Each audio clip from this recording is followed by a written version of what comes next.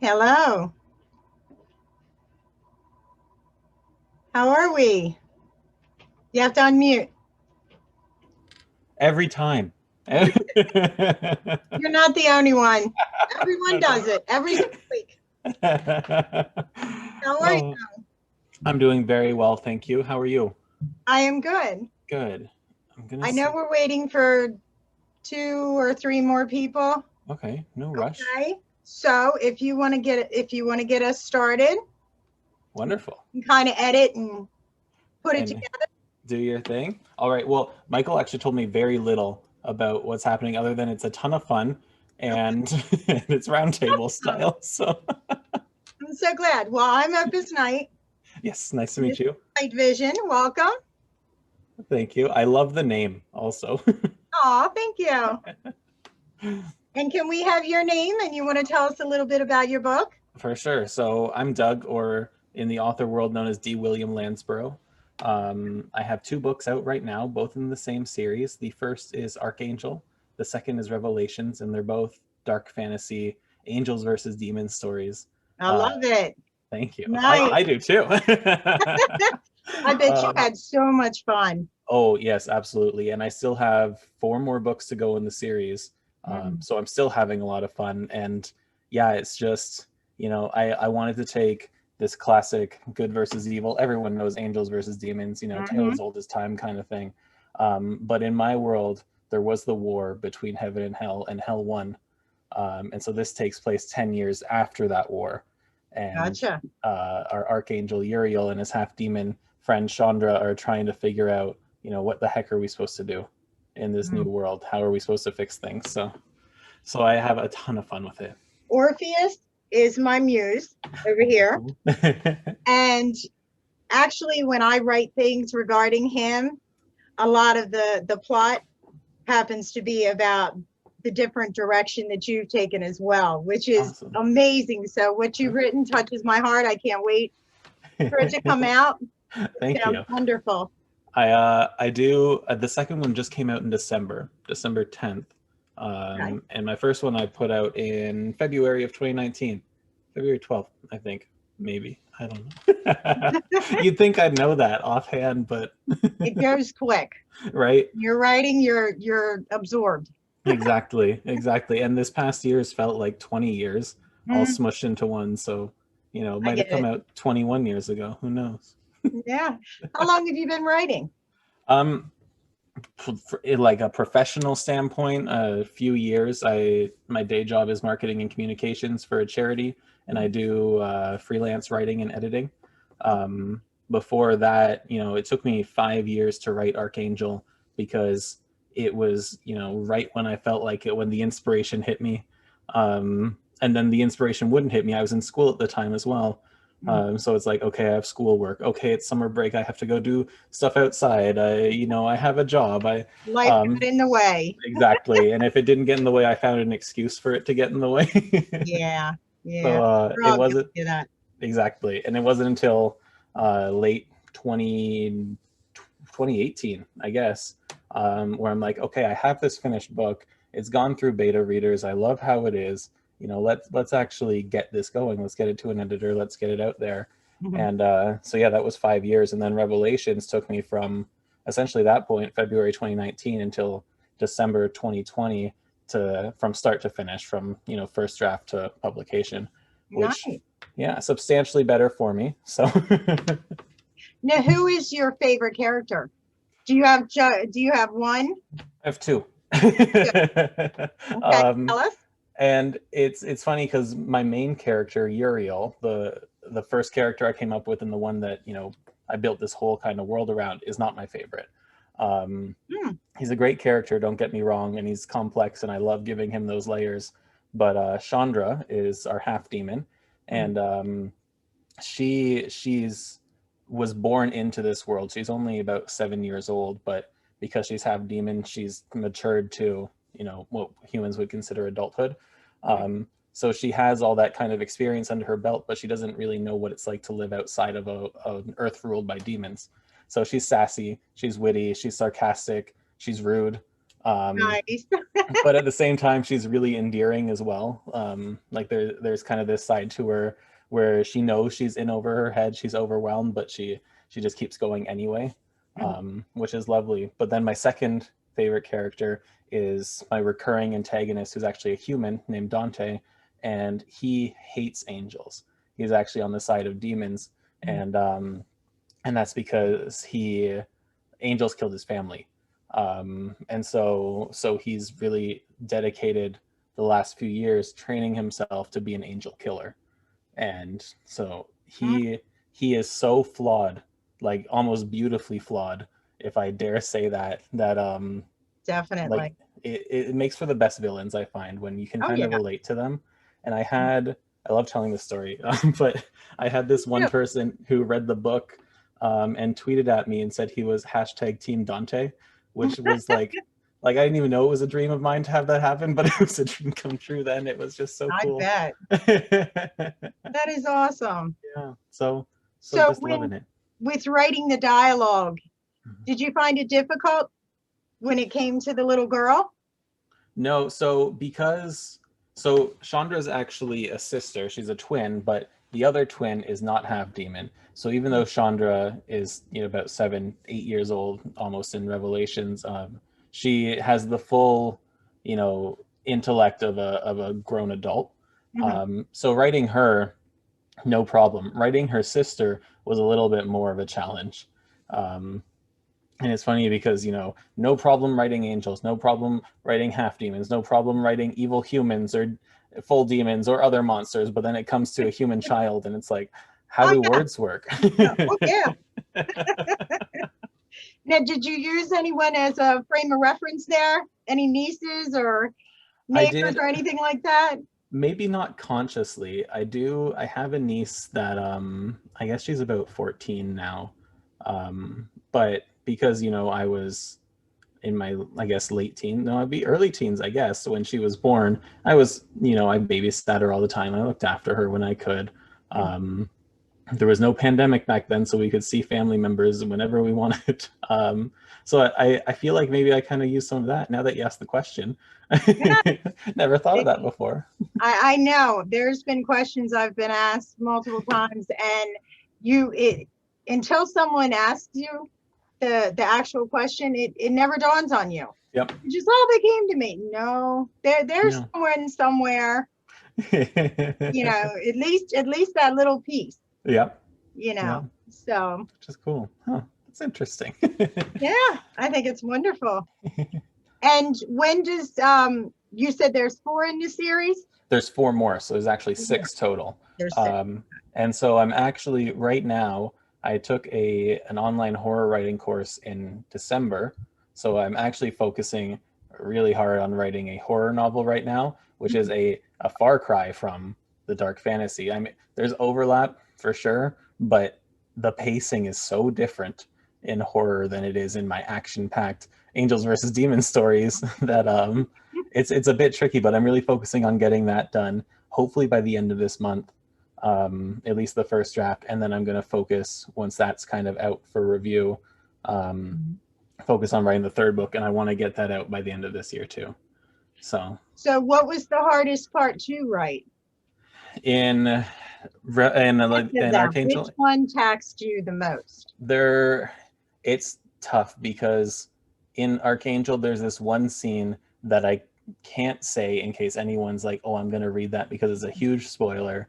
But I know my fiance's listening right now, or if she hears me right now, she knows exactly what scene, and anyone who's read it will be like, Doug, you're an animal for that scene. We love that. Yeah. I ask these, there's a poignant reason why I ask these questions, because when readers actually come to the channel and I have had them say straight to me, ask them this or ask them that, because they want to know. Yep. When they're reading it, they're absorbing what you're telling me as well as the story, because they want to feel it's alive in their mind. Absolutely. So and there are some scenes too, in Revelations, for example. Dante has this scene where he's tortured, and that was so difficult to write. they're like, it's a dark fantasy, so there are some pretty, you know, grim things happening. And I enjoy that in a novel, because I always say, you know, we have these super dark scenes so that when we do have the bright ones, they're that much brighter.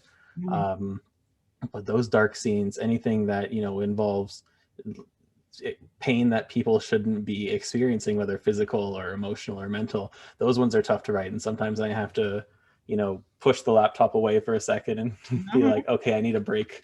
Oh, yeah. I need a deep breath before I go back. Definitely. I write dark literature, and I feel you. There's times you're like, wow, how do I know this? I scare myself. And there was But another it's scene. wonderful, isn't it? It is. It's an insane feeling, but there's a gratification that's like, oh my God, this is amazing. And you want to read it over and over and over. Yeah. And it's those very intense scenes, I find, that make a lot of the stories worth reading, because those are the ones that make you feel so much. Like, those are the most, not necessarily graphic, but like the ones that really capture you and get you thinking, and, you know, give you the chills or churn your stomach a little. And it's like, hey, this is a fictional character it happened to, but I'm empathizing with them or sympathizing for them. Beautiful. Yeah. And there's this one scene in the horror novel that I'm writing. My fiance Sarah, after reading the torture scene, said, you know, Doug, I almost couldn't read this. And so after writing this one scene in my horror book, I'm like, Sarah, you cannot read this book, period. So I know me. I would have been grabbing every page. Let me see that right faster. Hurry up. I mean, that's wonderful that she is that supportive, and that she's actually telling you, wow, like, I'm impressed. This is beautiful. Yeah. And I have amazing. I have some fantastic support. I always say my number one fan is my father as well. He's the one that, when I was younger, introduced me to fantasy. Usually not so dark as what I'm writing, but, you know, once I finished the book, he devoured it in like a day. It normally takes him like 3 months to read it. So that's lovely. Beautiful. Right. Oh, we love Dad. That's amazing. So when you have certain scenes, I'm assuming that, like you said, they get you very emotional, or you're trying to draw out the emotion.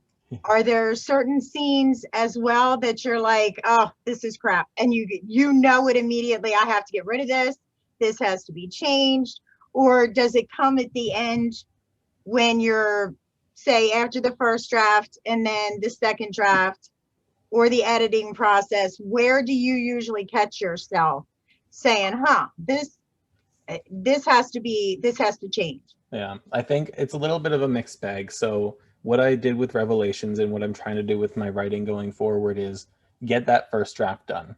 I'm setting ambitious targets. I started the horror novel 2 weeks ago. I want to finish it by the end of February, and aiming for 80,000 words. Like, that's more aggressive writing than I've ever done in my entire life.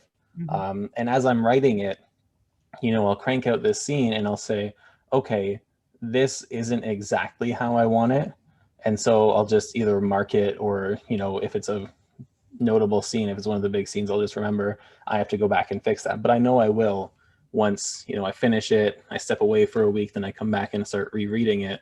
That's when I'll kind of pick up on the big ones. But when it came to Revelations, there was actually, when I started, just after publishing Archangel, I wrote half of it, I'm going to say.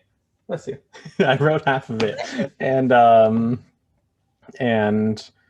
I stopped, and I kind of hit a slump, and then I went back and read what I wrote, and the characters weren't turning out the way that I wanted. The story wasn't really going, it was going in the direction, but things were happening that I didn't really want to happen. Like, it kind of took on a life of its own, but in a bad way. And so I just decided then, like, didn't even finish the first draft. I said, I'm scrapping this. Let's start fresh. And so that was a tough decision, and really set me back, you know, a good 4 or 5 months or so in writing that book. But ultimately, the book as it is now is so much better because of it. And if I had kept that, it either would have been not a great book, or it would have just been way more work to try and polish it into something manageable. Yeah, I always say that you have to be not only happy with what you write, but you have to feel secure that yes, this is good. Yeah. You know, because if you want other people to feel that way, you got to feel it. Yeah. I truly believe that. Yeah. If I'm not enjoying what I've written, then I'm not going to put it in front of people. Like if I don't like the story, I don't think anyone else will. Yeah, I definitely. So. I'm not for mass production, like doing, mass producing things. No. That I just don't think they're ready. No. It's ready when it's ready for a reason. And sometimes you need to sit something on a shelf and walk away for a little bit and then go back to it and say, you know what? You can whip, 20 to 50, 60,000 words in, a couple hours. And you're like, it's done. Yep. And I know with Salacious Manifesto, my book that's up for release, that's precisely what happened with that book. I loved everything I wrote, but there were points where I would stop and be like, I don't feel like writing this. This right now needs, I want to write over here, my poetry. I want to do this and that. And I would jump around. And then one night it was just, okay, it's time to finish this boy. And boom, and I couldn't have been happier because it needed it. I mean, that doesn't mean I wasn't working in my mind, because you're always working. I mean, it's not something you can shut off. No. And now on that note, what would you tell like newbie writers or someone, because that's a question I'm asked a lot as well. What advice do you give them? And my advice is, if something's not working, don't get discouraged, walk away from it, give it time. Sometimes it's just the processing of how you want it written that matters. Yep. Now, not so much the story. Sometimes the story, there's just some element that you got to work that scene out, Yep. Now, what advice would you give them? I think whenever I'm asked this, I always think, what would past Doug benefit from hearing? And whatever I say, it's not going to work for everybody. But personally, I would say maybe like a twofold thing. Know what you want to write, because with Archangel, like I said, it started with the idea of Uriel in this world, and that was really it. And because I only had that, I didn't think, okay, what's at least the beginning and end? What's one scene at least that I want to write in this? I just thought, here's a character, let's go for it. And I think that kind of slowed down the process a little bit, and there is the reason why I took so many breaks in it. But then when you at least know what you want to write, even at a very high level, try writing every day. Even if it's 500 words, 250 words, right? Even if it's 3 sentences or whatever, those 3 sentences might not ever see the light of day. Right.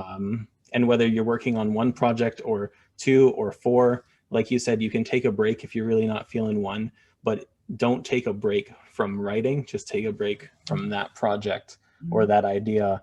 And by writing every day, you start to establish this habit.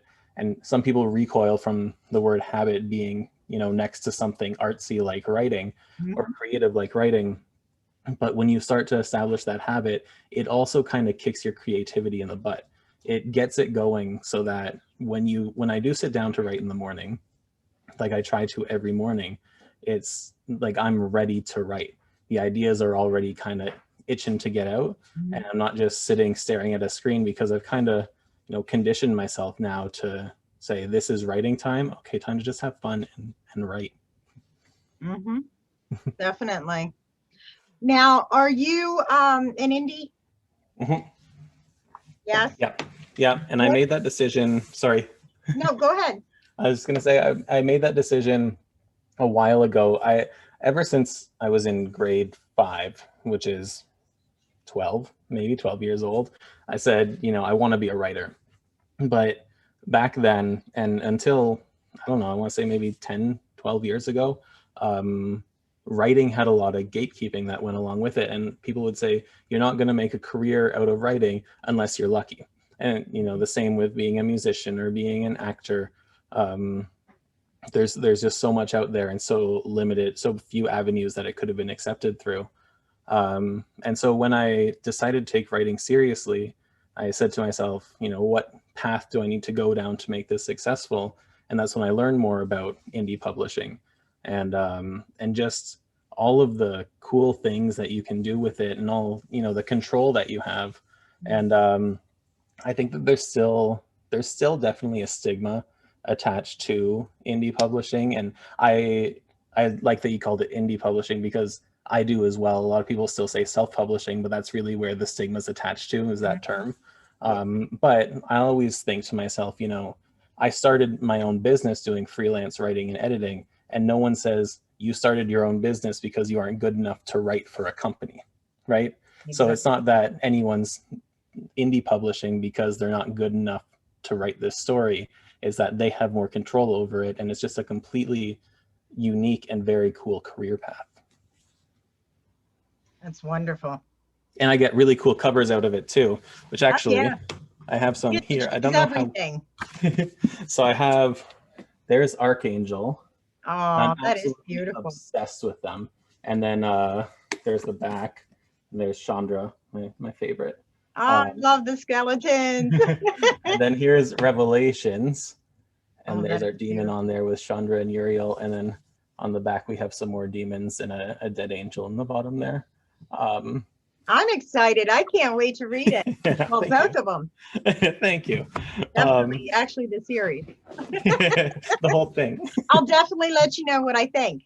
Thank you. Yes, and I love hearing from people, even, you know, even reviews that aren't 5-star reviews, I still love. And I say that now because if I go look at Amazon, I think there's only 1 3-star review on there, but it's quite often, you know, I say it's one of my favorite to look at because that one wasn't just, this book is fantastic, this book is great, really love the story. It's, you know, it really applied a critical lens to say, this story's strong, but here's where it could improve, or here's where the like characters could go, which I think is important. Like, just like any career path, I'm always growing. There's clear growth in my writing that even I can see between Archangel and Revelations. But yeah, anyone that's listening, whenever you read a book, just review it.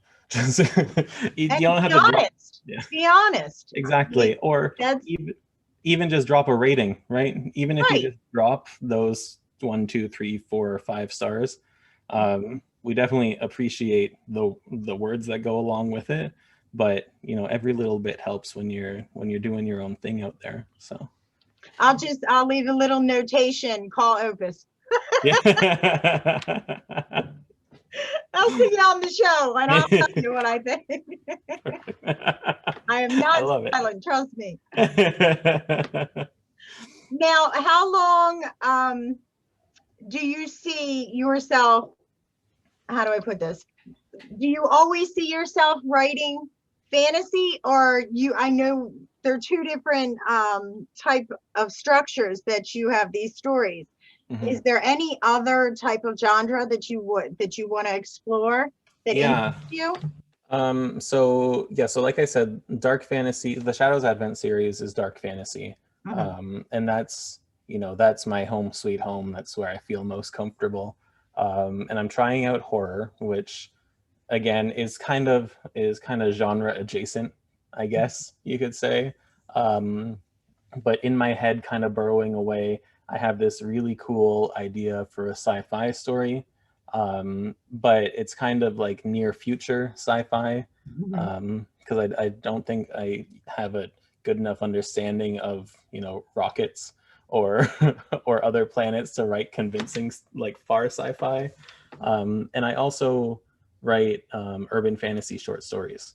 And so it's funny because I grew up reading epic fantasy, you know, Lord of the Rings and Dungeons and Dragons and all that kind of stuff. but I don't really have any inclination to write it. But I will, you know, every fantasy genre or any genre that kind of comes close to it, I'm absolutely all over. So urban fantasy, you know, is a ton of fun because you can have characters like Chandra who are quick-witted, or, you know, who aren't afraid to be kind of brash and out there. There's a lot of that in urban fantasy, and just seeing how that mixes with our society, I think is so cool. And it does have, again, that overlap with dark fantasy. So it's not completely separate genre. But that's also something that I kind of want to pursue more. But I think I'm going to cap it at those. And even the sci-fi one, I don't know if after I write the sci-fi, if it will, you know, even go out for people to read, if it's just going to be a passion project. And I don't think that there will be another one after. So, so we'll see. Now, where can your followers and readers, where can we find you? Oh, everywhere except Twitter a lot lately. So I actually started out on Twitter, which was definitely the best way for me to start my indie career, because I could network with a whole bunch of writers really easily. But I found that, you know, maybe it's just a result of growing up and having more responsibilities or something, but I don't have the time that I want to devote to Twitter. And so I feel kind of like I cheap out on it sometimes, which is why I really focus more on my website. Absolutely love my website, and it's great to connect with me there. And those urban fantasy shorts that I was talking about, you get 3 of them for free from there. You want to tell us what that's an important part, isn't it? Yeah, kind of got to direct us here. It is www.dlandsborough, so that's DLANDSBOROUGH.com. Okay. Yeah, I have a long name that makes it difficult to remember. But yeah, my website, Facebook, and Instagram. I'm trying to take more pictures, though. Doing that during a pandemic, you know, you don't get all the beautiful nature shots I wanted, but I'm still doing my best. And every now and then I'll make a YouTube video, so I'm over there as well. Nice. Yeah, kind of everywhere. We're kind of traveling in amongst the same. Yeah. There. Exactly. That's beautiful. Well, it's been lovely having you on the show, and I thank you so much for your time. And I guess we will have more next week if you want to join us next week. For sure. Yeah. That would be lovely. Why not? Absolutely. Definitely. I would be happy to. And then I can bug everyone else, be like, I've been here before. Yeah. Download hat. Go ahead. Talk to me. Well, thank you so much for having me. This has been a lot of fun. You are so welcome. Awesome. And I thank you for being here. Thank you. And everyone, have a beautiful night.